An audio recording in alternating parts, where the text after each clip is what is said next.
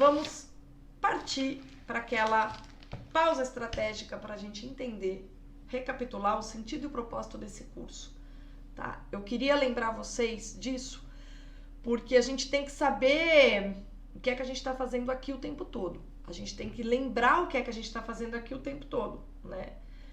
E eu queria recapitular essas coisas com vocês, para vocês entenderem a importância dessa formação que vocês vieram buscar.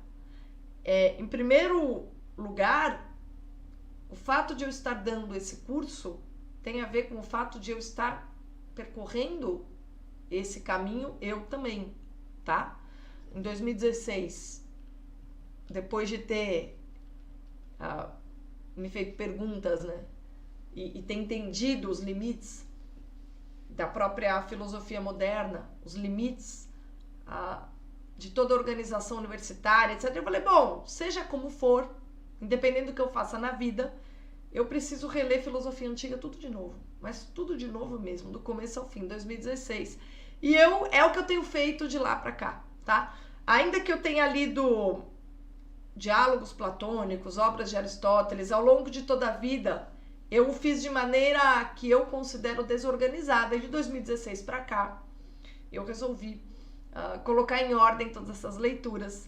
E recentemente, né, eu falei, não, agora eu quero reler Platão inteirinho, do começo ao fim, na ordem canônica, e comecei a fazer isso. E nesse momento eu tive a oportunidade de criar um curso de introdução à filosofia, e eu, começando aquela leitura, eu falei, caramba, aqui está o curso de introdução à filosofia, porque essa ordem canônica dos diálogos platônicos parece que foi feita para introduzir alguém à filosofia. Que coisa impressionante, né? Eu comecei a me dar conta do sentido da ordem dos diálogos, apesar da dificuldade que ela impõe, uma vez que logo nos primeiros módulos a gente encontra ali algumas obras de muito peso, como o Sofista, Parmênides, o próprio Diálogo Filebo. Mas antes, né, o Crátilo, que é um diálogo interessantíssimo, não é um dos maiores, mas o Teeteto é um dos maiores. O próprio Diálogo Político é interessantíssimo. O Fédon, que a gente leu ali no comecinho, a Apologia de Sócrates é icônico. Então, falei, mas começar pelo que há de melhor é sempre bom. É sempre bom porque a pessoa já percebe o peso diante do qual ela está. E aí a pessoa percebe que, de fato, conhecimento não é brincadeira, não é conversa de bar. E é bom que a pessoa já comece entendendo que conhecimento e conversa de bar são coisas muito distintas, porque a nossa interlocução no Brasil virou variações da conversa de bar desinformada, até em alguns níveis em que a gente está na tal da formação da opinião, né? E aí eu pensei, bom, isso é algo interessante, eu vou fazer isso por mim mesma, por que não carregar aventureiros junto comigo, tá? E eu resolvi falar disso hoje, nesse nosso intervalo estratégico, que é a segunda aula do Filebo, porque a gente viu de maneira completa, assim, né, de começo ao fim, do que trata o diálogo na primeira aula, porque eu tenho visto vários testemunhos de vocês no nosso grupo do Telegram, e eu tenho percebido que o curso faz sentido para vocês, né? Essa semana eu tive a oportunidade de encontrar 2 alunos que estão aqui nesse curso, na Ascensão da Inteligência, numa palestra que eu dei aqui em São Paulo, presencial, e eles fizeram relatos justamente de que faz todo sentido, tanto o grupo, a interlocução, quanto as aulas, e eu fico impressionada, porque eu falo, meu Deus do céu, todo mundo fala, o nível, o Brasil é um país anticonhecimento, ignorância, etc. Pode até ser, mas na prática, a partir do momento que um ser humano se dá conta de que ele quer compreender, quando ele está diante de um gigante como Platão, ele fala, caramba, é por aqui mesmo. E é por isso que todos vocês percebem que esse curso faz sentido e ajuda vocês nessa trajetória de buscar aquela base para compreender muitas outras coisas, muitas outras leituras que vocês fazem, muitas outras opiniões e relatos e aulas que vocês ouvem por aí. Eu tenho certeza que vocês estão percebendo a diferença que é com Platão e sem Platão começar a prestar atenção no que é falado, no que é explicado, no que é discutido. E até na maneira como isso é feito, eu já estou percebendo que vocês já sentiram o impacto que tem essa presença de uma grande mente no cotidiano de vocês, que é o que esse curso se propõe a fazer. Uma vez por semana, vocês param tudo que vocês estão fazendo para entrar em contato com uma reflexão profunda sobre algum problema, um conjunto de problemas, inspirado por uma grande mente que é Platão. Por que inspirado? Porque somos nós que fazemos essa reflexão. Por meio da leitura, cada vez que nós lemos o diálogo e tentamos desesperadamente compreendê-lo, nós revivemos por meio da nossa inteligência o esforço intelectual permanente chamado filosofia. Por isso que eu falo, a filosofia é uma prática e ela só existe no momento que nós fazemos dela uma parte da nossa vida e até um horizonte da nossa vida, tá? É isso, é daí que surgiu o curso. Eu sei que quanto mais forem as pessoas que entenderem de que maneira que a filosofia como horizonte eleva a nossa capacidade de compreensão, de nos compreender o próximo, mais esse movimento ele se amplia, porque essas pessoas em seus círculos, elas vão reverberar esse espírito, tá?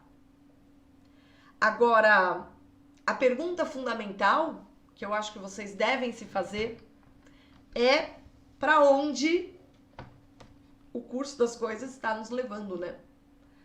Aonde nós estamos indo com isso, com essa leitura. A gente está aqui, a gente já fez 1/3 do curso, tá? É muita coisa, vocês não têm ideia.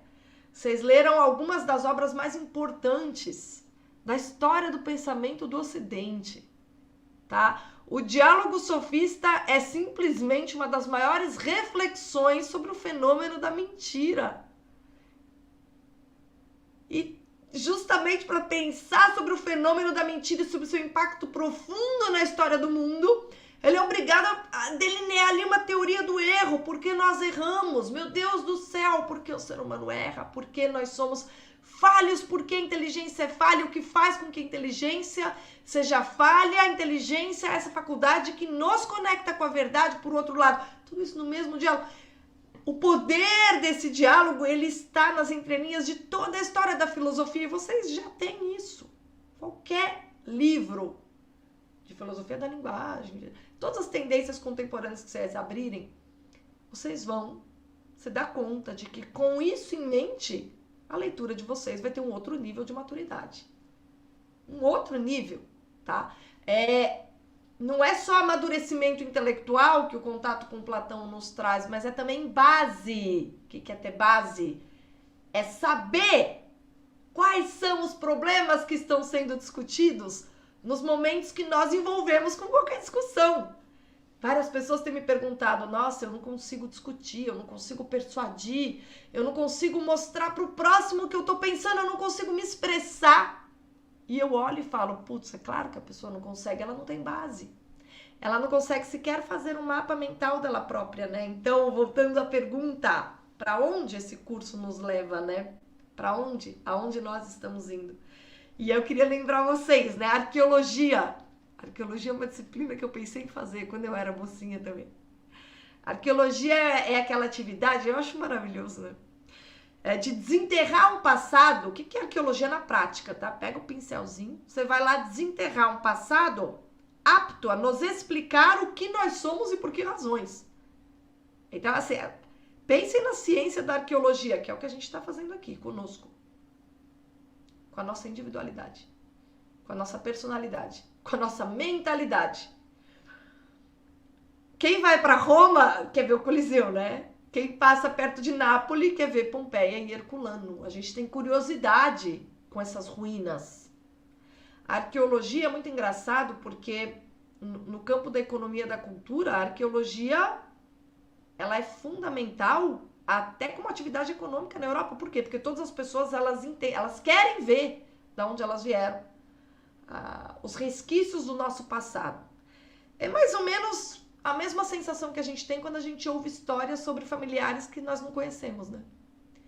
A gente às vezes gosta de ouvir, a gente pergunta para os nossos familiares próximos que estão ainda vivos como era nosso, às vezes, detalhes do nosso avô que nós não conhecemos, nosso bisavô e até os ascendentes anteriores, porque a gente gosta de ouvir essas histórias.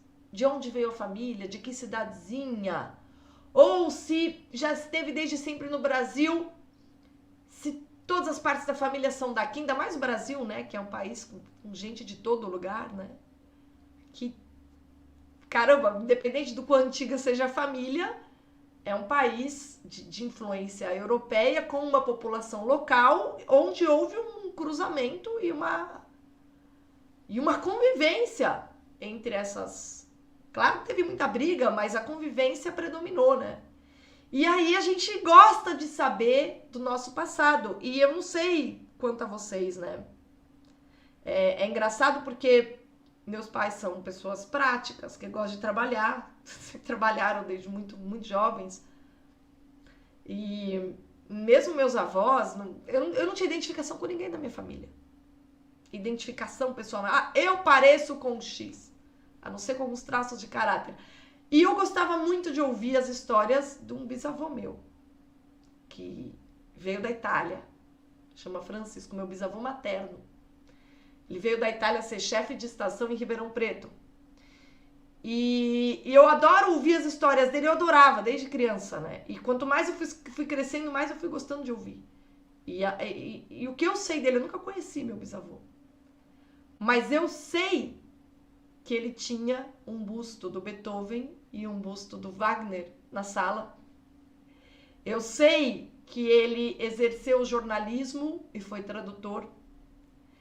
Eu sei que ele sabia a Divina Comédia de cor. Eu sei que ele era um homem de classe média que, enfim, criou 6 filhos, católico. Eu sei que a maior alegria dele era estar conversando entre os amigos sobre o que ele lia. Eu sei que ele era uma personalidade intelectual, né? E é engraçado porque quando eu ouço falar sobre o meu bisavô, eu começo a me entender um pouco melhor. Eu falo, cara, legal, porque de onde eu vim? Bom, eu vim dali, né? Eu vim dali. Aquilo ali, de alguma maneira, foi preservado na minha família de maneira que todas as minhas decisões sempre foram respeitadas e admiradas. Mas por quê? Porque havia um precedente. E é mais ou menos a mesma coisa, né? Esse mapa pessoal que a gente consegue fazer quando a gente ouve histórias sobre os nossos ascendentes, esse mapa pessoal, a gente faz a mesma coisa no campo civilizacional quando a gente frequenta a companhia daqueles primeiros homens que moldaram a alma do Ocidente, sabe? A gente começa a se entender melhor o que a gente entende por pensamento, porque a gente emite opinião, porque a opinião tem a ver com o campo que a gente chama de política, porque que o pensamento tem a ver com o campo que a gente chama de ciência. A gente faz um mapa que já não é um mapa pessoal, é um mapa civilizacional. E o mapa pessoal que tem a ver com as nossas faculdades mais pronunciadas, que a gente desenvolve melhor, nosso temperamento, nosso caráter, nosso gosto, até as nossas feições, né? Todas as nossas características, essa capacidade da gente se compreender, que é ampliada quando a gente ouve histórias, né, dos nossos ascendentes, isso é feito num panorama incrivelmente maior quando a gente percorre isso que a gente chama aí de história das ideias, né? Na verdade, não é que haja uma história das ideias, é que as ideias, da maneira como foram expressas por certas mentes, criaram uma tradição que foi sendo conservada ao longo dos séculos e moldando a civilização, essa civilização na qual nós nos reconhecemos, né? As pessoas usam o termo liberdade, liberdade, liberdade. Bom, por quê? Porque o berço do Ocidente é a Grécia. E os gregos entendiam o que era liberdade. A gente não sabe mais definir liberdade. O Brasil, ainda mais que é um país com zero liberdade política. E aí, quando a gente perde a capacidade da especulação, liberdade vira uma palavra vazia. Quando a gente recupera o sentido da especulação, liberdade vira uma palavra absolutamente repleta de sentido em todas os seus desdobramentos, inclusive a liberdade política. Porque a experiência da especulação é aquela que nos ensina o que liberdade significa. E a especulação é uma descoberta da filosofia grega. Então, por que a gente começa com os gregos? Por que a gente começa com Platão? Por que a gente começa com Aristóteles?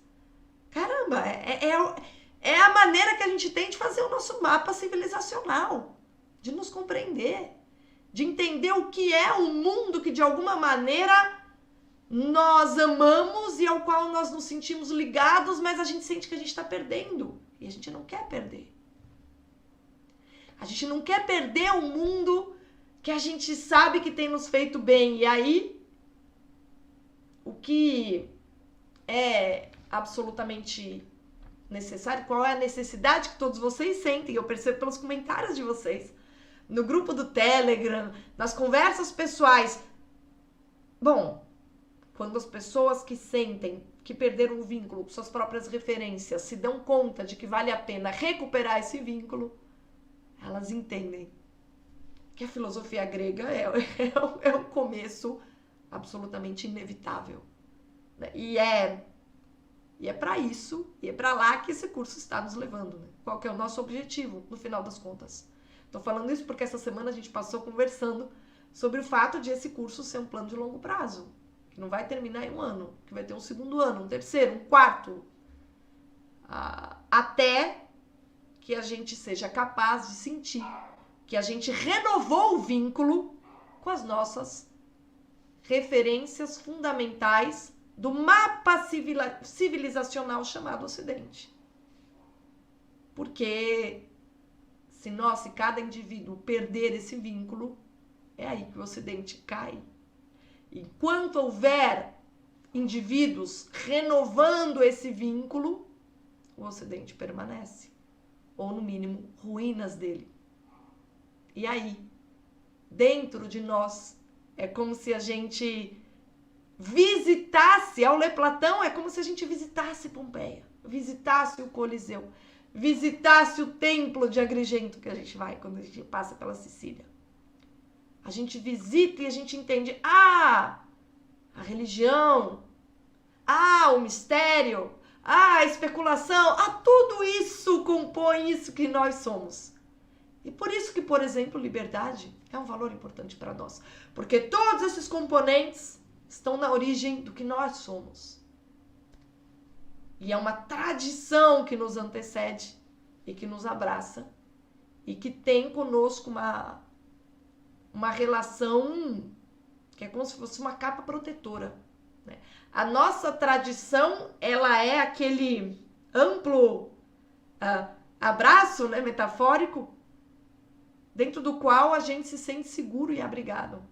Então, no momento que a gente perde o vínculo com a nossa tradição, a gente se sente perdido.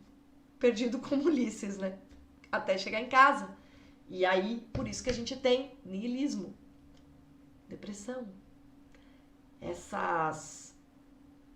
mesmo síndrome do pânico, todas essas patologias de ordem espiritual que, na verdade, são sintomas de uma falta total de ordenamento da alma, de conhecimento de si, de conhecimento do seu lugar nesse grande mapa civilizacional, que tem ali como seu primeira origem o reconhecimento do princípio de ordem no mundo. Tá?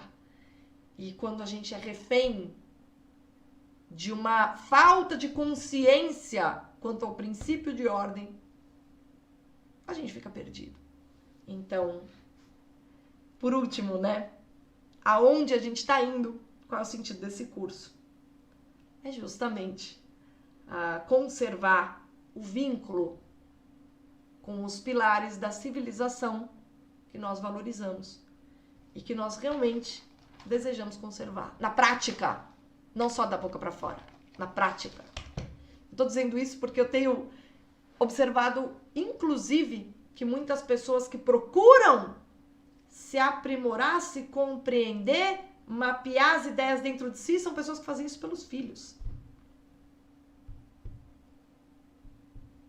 Não fazem só por si.